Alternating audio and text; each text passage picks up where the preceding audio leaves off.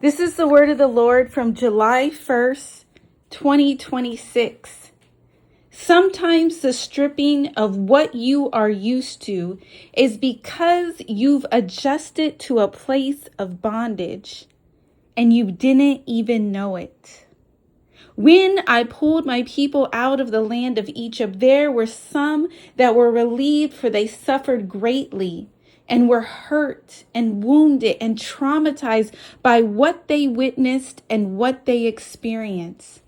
But there were others who did not feel the same level of suffering, and because they didn't, they were used to the way of life in Egypt.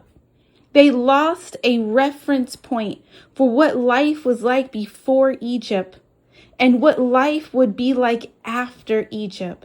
They came into Egypt in a time of desperation to save themselves during the last 5 years of famine and did not realize this was preservation. These were preventative measures that had to be made to save a family of people that had not yet stretched out as a nation. There were only 70 people that lived in the house of Jacob and entered Egypt. And thus, without these preventative measures, this family could have died during the harsh famine that spread across the land. And yet they did not have this thought nor perspective when leaving Egypt. They lost their perspective of before and after and wanted to stay.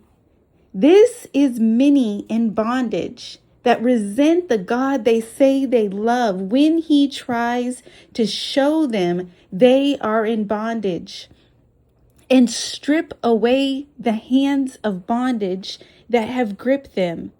But I am a loving Father and will not go against the will of my people. If they want to stay, I let them stay. And if they want to go, I will rescue them and bring them out.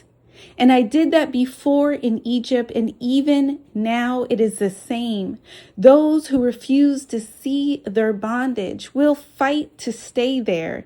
And even when they do see it, and it's been made known to them, some will still fight to stay in what's familiar versus what the Lord has prepared for them, because they find it comfortable.